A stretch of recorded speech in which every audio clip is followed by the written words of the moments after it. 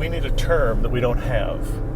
And that is a term for what it means when a beloved, long-running nameplate gets refreshed. Okay. Because I can't think of one that is more long-running or beloved than this, the brand new, updated, finally, Toyota Tacoma, the Taco, in new form. The next generation? Yes, the next generation Taco. That's the name for the next one that The next of any yes, car truck. Yes, but this has been just in sheer years, probably most in need of a refresh, but has been so beloved in its prior form that nobody wanted to touch it. And just in case you're wondering, today, the day of the review, is Tuesday. Yes, it is Tuesday. We happen to be driving this on a Tuesday. It's also getting released on a Tuesday, so I guess welcome to Taco Tuesday. All the jokes are here. That's it. But in spite of this being all new and new in many, many, many ways, it maintains, I cannot believe I'm driving it, a manual transmission. That's and huge. not just on like the base, you don't want that spec version. Yes. This is a TRD Sport. And it has this actual manual transmission, and I am astonished that you can get above the base level and have a 6-speed. Great cars, great roads, and all the reasons we love to drive. Road trips, comparisons, test drives, and podcasts. This is Everyday Driver. Toyota is doing it right. It's not like they're listening to their customers. They already know. That's a fair They point. already know what their customers want. They want it customizable. They want it excellent. It needs to be off-roading. By the way, we are going to off-road this in just a little bit. They want it to be everything they love about the Taco, better. And that's what we are discovering, and they have done an incredible job. We are going to start with the frame. TNGF is the name of the new frame on this. It is all new. It's under everything, fully boxed. though. It's under everything. It We've is. driven many things with it already. The Sequoia we've driven, the Tundra we've driven. This is going to be underneath the new Land Cruiser. Yes, and here it fully is here. boxed. The last one, actually Toyota, to this media event, brought the prior generation Tacoma, so you could see the C-channel frame. And you can already feel it in driving. But the biggest difference attached to that frame is the rear suspension. There's two things about the Tacoma that both Todd and I have always really disliked. It's the on-road ride quality, and it's the relationship between your hip point and the floor. Yes. It always felt like our knees were in our face. We were sitting too low on the floor. It felt like too small of a truck. And legs straight out in front of you. If you were a tall guy, the ergonomics on the last Tacoma were wrong. I'm sorry, they were just wrong. I agree. You didn't ride it very long before you're just like, this is uncomfortable. And you added that to the buzzy ride, and both of those things were real death blows for me on liking the prior Tacoma, even though I know it was capable. What I also think is interesting is the fact that depending upon the trim, it has different suspension in the Tacoma. This happens to be the Sport, which is set up with these red shocks from Toyota that are designed for road capability. It still rides like a truck, but it rides pretty well. 8 different trim levels. Toyota has acknowledged that is a lot to bite off. It's a lot. There's a lot. But most importantly, they have gone with one engine, one 2.4 liter engine, and you can buy that in the SR, which is a base engine. It's actually different components on that to make less horsepower. It's still a turbo 2.4, but the core engine is called the iForce engine, the 2.4 liter inline 4. That's what you get in the automatic and the manuals of most of their trim levels. Until you go to the iForce Max engine, which is almost absurd. Well, now that's not what's going on here. This is turbo, but without the hybrid, and the manuals get a little bit less horsepower and torque than the autos, which is an interesting thing to go for. I don't care. I've got a turbo still, and I've got a manual. Yeah, exactly. Yeah, you get a little bit more power with the automatic configuration, so you can choose 8-speed automatic or 6-speed here. And that iForce Max engine, 326 horsepower, 453 pound-feet of torque. That is more torque than a Ranger Raptor. That is absurd. And the way they do it is the electric motor sandwiched between the engine and the transmission. This does have Toyota's intelligent manual transmission, the IMT. It is down here. That is essentially their name for Rev Match. The GR Corolla's got it. It's something they're putting in things. You can turn it on, you can turn it off. That is something that is here as well. I am so excited to be driving a pickup truck that isn't the base punishment version that has a manual. I'm just used to, like, the only ones out there are ancient or they're the poverty spec or whatever. This is a well-appointed truck. And there's very few manufacturers, you can count them on one hand, that actually offer a manual in a pickup truck that isn't the base spec. Totally. That is like this. This one is about $41,800 without the TRD Sport package. So we're guessing right around $45,000. Yes. Somewhere in there. And I want to circle back to the fact that Toyota is kind of offering every variant, as you already stated. I mean, they are offering the base model, the fleet model, if you will, which still has leaf springs and all that kind of stuff. Leafs. I love hearing engineers talk. Yes. We gave it a leaf. We gave it a leaf, was what we were told this morning. And you and I looked at each other and went, oh, that's right, it's got a leaf spring rear end. Springs. Yes, it does. Gotcha. But everything else has actually gone to multi-link rear, and it has changed and mostly killed that buzzy ride that you and I didn't like in the Tacoma prior. Can't stand it. It is so much nicer to have a more modern feeling truck here. Agreed. And it's still, look, this is still riding high. It still feels like a truck. I don't feel like I'm in a car now. I'm not in the Honda Ridgeline or the Maverick or the Santa Cruz that are kind of like car truck. This is a truck. And with the manual, I'm like, I'm not a pickup truck guy, but give me a manual in a pickup truck where the ride isn't brutal. And I started to get kind of excited. That's where I'm at here.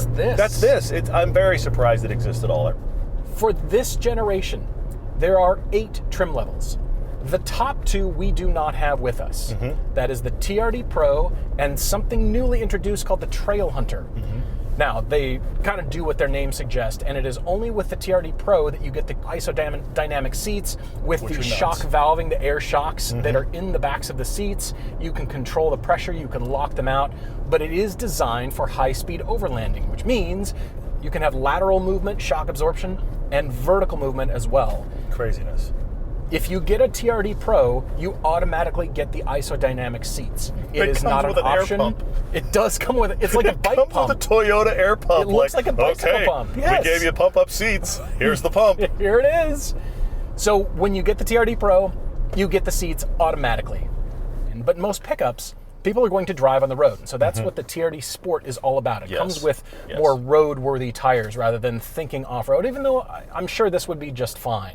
But the different flavors are more focused on what you want to do with your truck, and overlanding has become a huge thing. So Trail Hunter, TRD Pro, then the off-road really, truly is designed for off-road. We are in the off-road portion here. Todd is in the back seat behind me, as you can see. And we have Skip with us. Wave to everyone, Skip, to the internet. And Skip is here for our safety and to guide us on this off-road course. Let's be candid. Skip is here because automotive journalists are idiots. And we often get into really difficult places. Toyota doesn't know who they're dealing with. We just have to be careful. That's the point. We need somebody that has to be the adult in the room to be like, don't do that. Well, this is the off-road, the TRD off-road flavor, which means with the automatic transmission, 278 horsepower, 317 pound-feet of torque out of the turbo, so it is not the max engine.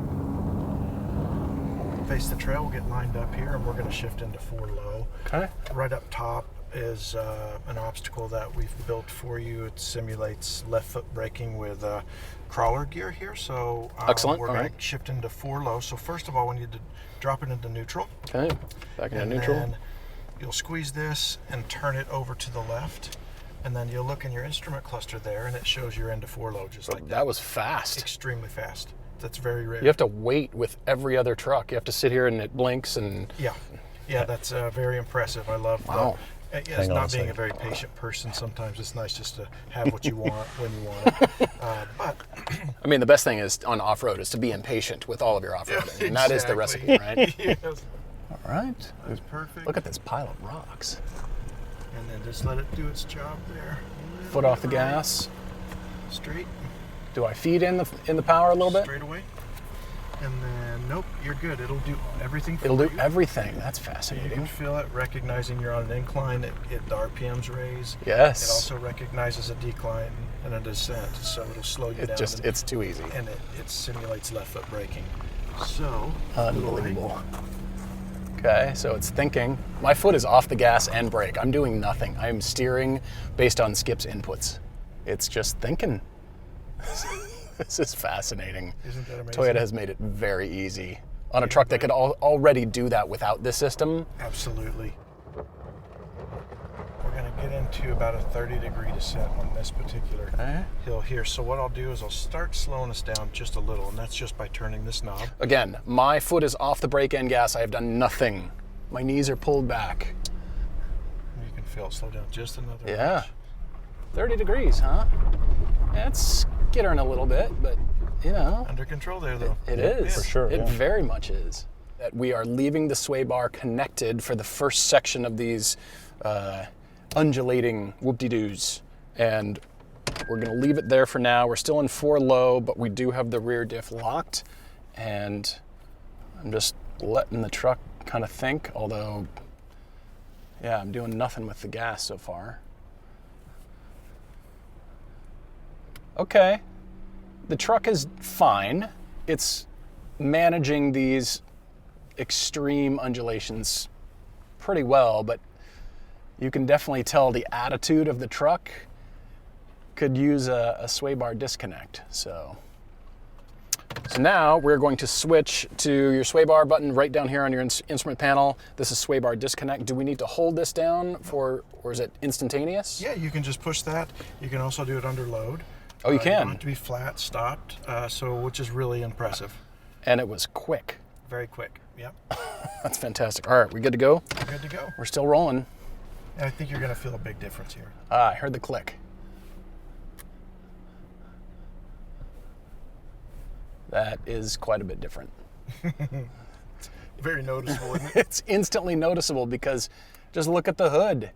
I need an artificial horizon somewhere on here so I can actually tell what the truck is doing, but the hood is it's almost flat in comparison. You know, Todd, things that off-roaders are doing to their truck to modify them, we have a button. It's pretty great. Good way to put it. Right from the factory floor. And then we can shift into neutral, and then we can shift into 4 high. Okay, going to 4 high. There we That go. is quick. Instant. That is quick. I like that. And then DAC. DAC crawl then? Just foot off the brake and gas. Okay. And what we're going to do is I got you at about 6, 7. It'll hold you at that. And if that's a little too fast, I just slowed it down to 6. Interesting. That's a little too quick. There's some fine control here. Down to 5. Oh, And sure. You can feel the gradual Yeah, decrease for sure, in speed. yeah. It doesn't jar you. It doesn't, and then if you wanted to pick it back up as you start to flatten out, there's 6. So slowly, gradually pick up to that speed. You know, it kind of makes me want a Tacoma. That's the point. I guess that's Ding, the ding, point, ding. right? It kind of makes me Mission want accomplished. to buy one. Yeah, it's easy. It's just easy. It's unremarkable. That's what's funny about it. You're back here in what feels like the middle of nowhere, even though we're, there's nice houses like a block that way. But anyway, Well, what the still. point is, it feels like you're in the middle of nowhere. It's and still yet- some rugged terrain. Absolutely. The truck is just making light of it, which is kind of funny. Here's our roll angle that we'll get into first. And you've got a good line here. Okay. And a little bit more right. Here we go. And just hold that line just like that.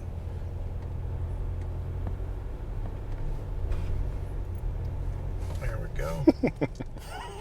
Are you giggling? Oh yeah, a little bit. It's just funny. It's just off-roading just makes me giggle.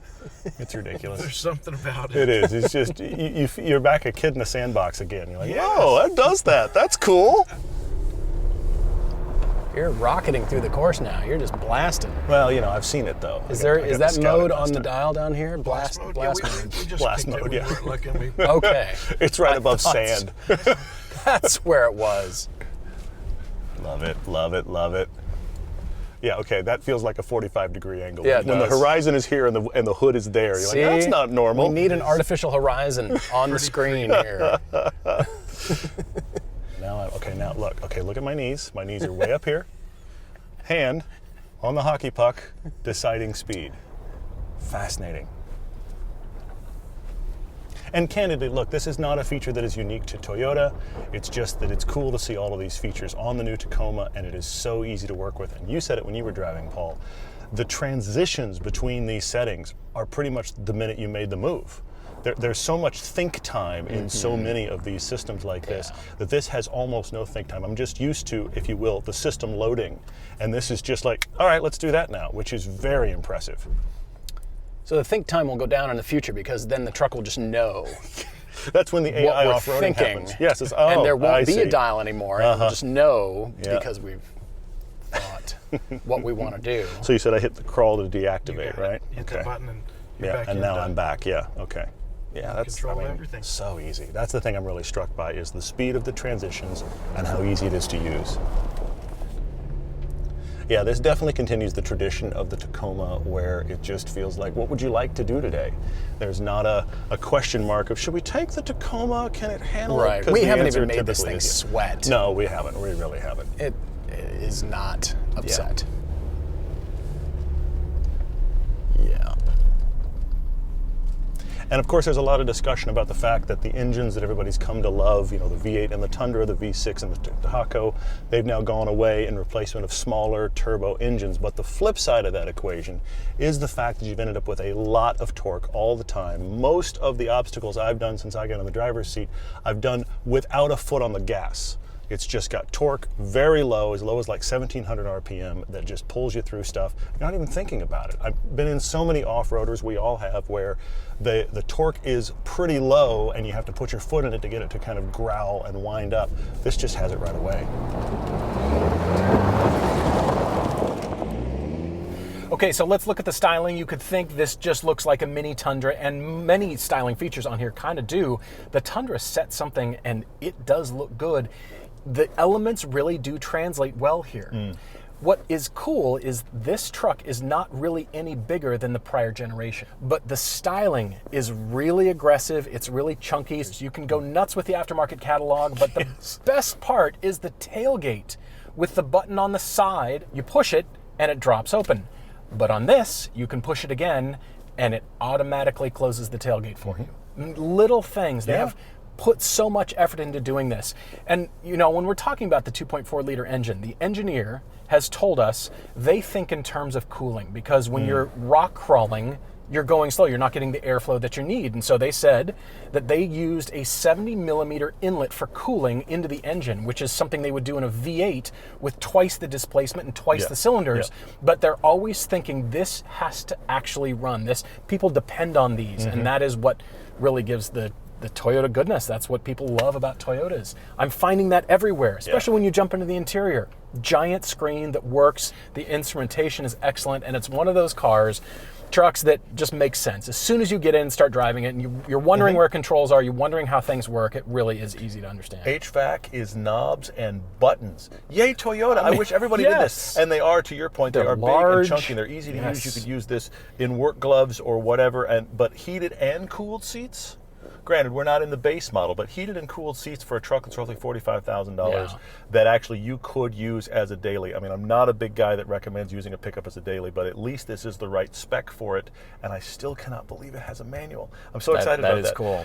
This is a nice modernization of the interior because the Tacoma had gotten, that's the place I feel like it had gotten the oldest. I never liked the ergonomics, but the interior just felt really old. This is a leap forward, as it should be. The big question that I'm asking, because I know many other people are, is we have gone away from that tried and true V8 and the tried and true V6 that were naturally aspirated to all turbo motors in the Tundra and the Tacoma, but at least we're aware of the fact that Toyota didn't do it flippantly. They knew that even though they brought a lot more power and in some cases hybridization, they knew that their owners are going to want these things to run till the earth stops spinning. Which means you better do a lot of testing and things like you were talking about with cooling to make sure this engine will stand up. We don't know yet, it's brand new, but they're at least thinking along those lines. Absolutely.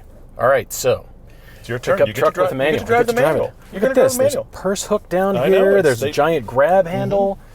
It is really clean. Look at this. The shapes, they match the exterior. Yeah, they've done a really good job on styling here, and usability is really, really easy and high. I like it. All right. All you. Can't wait.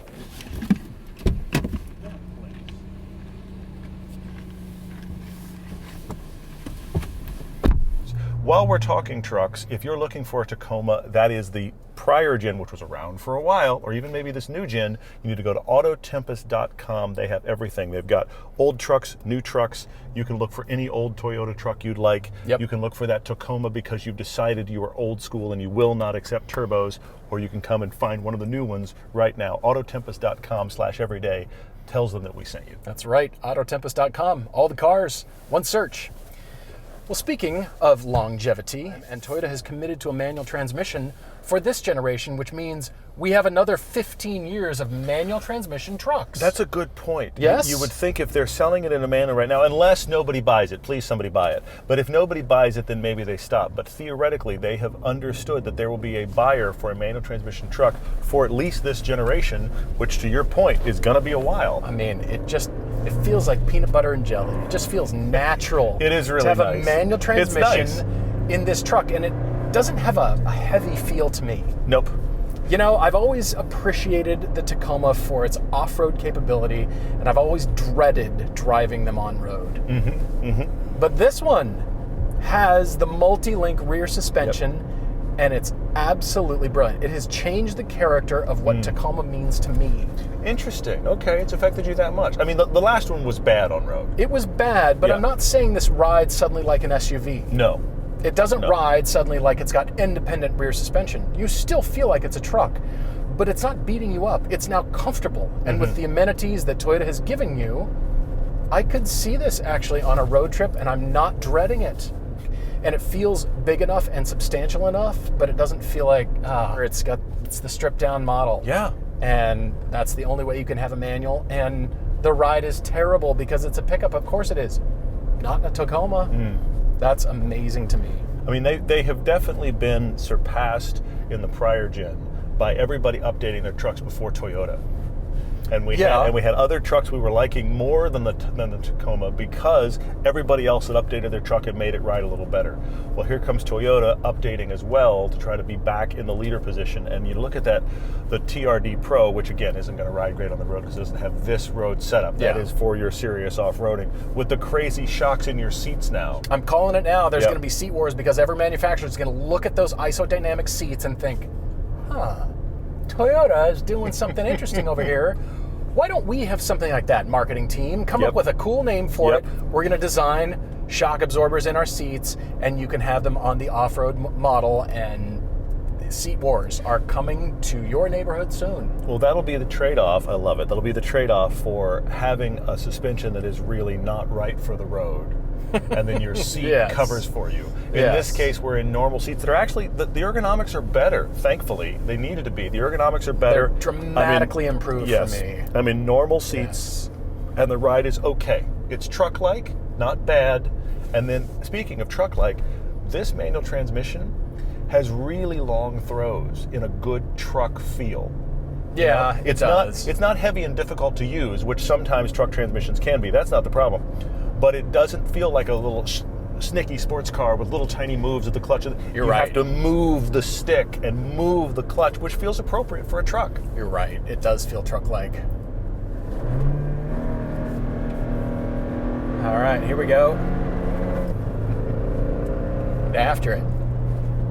That's got genuine good power. It does. And it has less power than the auto version, which I also find interesting. You know, the automatic version has a little bit more power.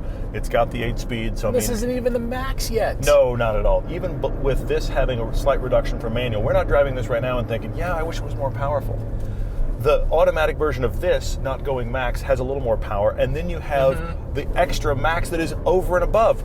It could be argued as an unnecessary amount of power for this truck when you consider how far we've come on power. Sure. But of course, all of us are power hungry. We like the bragging rights, and there are big bragging rights here. But no longer do you have to lament, it's just an inline 4. It's not a V8. True. It's not even a V6.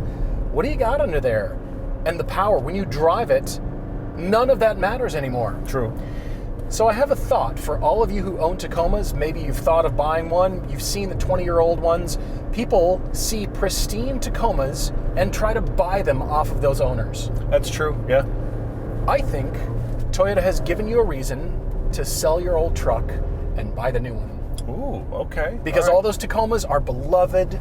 Their value has gonna actually get gone money back out of up, them. and it doesn't matter if they're beat down. You're right. It really doesn't. And here's the new one with the new screen, with the better frame, with the better suspension, with a better, more economical engine. And I think Toyota's giving you a reason to sell. That's how good this truck is. I'm pleasantly surprised. But Toyota knows the pressure they're under. This has to be good. It has to be good. to be off-road capable. I'm truly amazed at, it's almost a different suspension setup for every trim level. Yes. Which is like, They have think of another invested in this. manufacturer who is doing that kind of dedication from the factory where every trim was thought about for different suspension setup. I'm a little amazed by that. That's a lot of effort. That's a lot of money to really give you the base you want to work with. And then they're also planning for people to take it and customize it beyond that. Yes. So you could buy, if you will, the sport version, which is the on-road version, and start putting off-road parts on your on-road suspension because that's your combination, or whatever it is. But this engine works. I mean, it's a single engine, but it kind of isn't, because when you go to the Max, you've got so much more power to work with, but Toyota hasn't had to invest in something different because it uses many of the same kinds of components from the Tundra. Be very curious to see what the longevity is of these. It suggests that they will be very successful as well. And of course, we know Toyota's thinking about it. Obviously, it's a different world. We're into turbos and hybrids, but Toyota's worried about it, and they're trying to make it robust. And they were telling us in all of the briefings, of course, all the things they've done to make them more robust than just this is an engine with a turbo on it. So hopefully the longevity will be great. Check back in 10 years. How are these Tacomas doing? How did our Because future proofing go? Toyota will probably still be making them, hopefully still with a manual, and they will still be on the road. I'm just excited that we fit. We're Yes. actually comfortable. Yes. And the ride isn't making me lament the fact that I chose to get into a Tacoma. Yeah, that's fair. That's fair. It's a truck. It's not soft and squishy. It's a truck, but Yeah, I mean, it's good now. I'm not a guy that would ever pick a truck ride. And I can definitely recognize this is more streetable than I've felt the Tacoma was before, even though it's still not necessarily my thing. But then I know if I want to get more hardcore, there's still a trim for me.